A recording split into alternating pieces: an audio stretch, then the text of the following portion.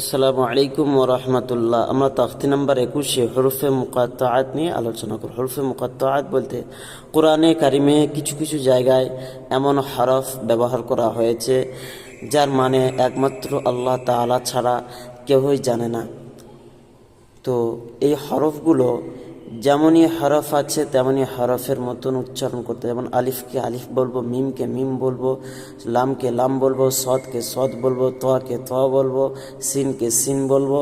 তো এগুলো টান দিয়ে যেমনভাবে যার যার ওপরে মাদ লাগানো আছে মাদগুলো আমরা টান দিয়ে পড়বো। খাড়া জাবারের মতন টান হবে, আর মাদগুলোতে মাদের মতন 4 আলিফ পরিমাণ টান দিয়ে পড়বো। ঠিক আছে, হামজা যাবার আ, বা যাবার বা, এমনটা হবে না।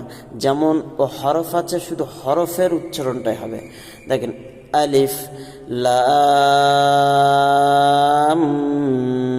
মিম, লাম মাদ যাবার লা, এইরকমভাবে আমি বলছি না। যে অক্ষর আছে অক্ষরগুলোই পড়া হবে। যে যে অক্ষর ওপর মাদ লাগে না সে মাদগুলোই টান দিতে হবে। আর আলিফে যেমন মাদ নাই, আলিফটা মোটেই টান হবে না। মিমের ওপর তাসদিদ আছে, এই মিমটা গুন্নার সাথে হবে। তো সেই কায়দা অনুপাতে আমরা যে কায়দাগুলো পড়েছি সেইভাবেই পড়া হবে। আলিফ লাম মিম সাদ, আলিফ লাম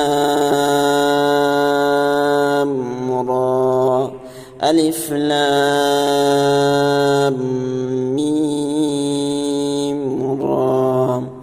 কাফ হা ইয়া আইন সাদ তাহা তাসিন মিম তাসিন ইয়াসিন صاد حاميم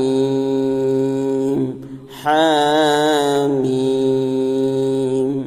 عين سين قاف قاف নুন। এই পর্যন্ত।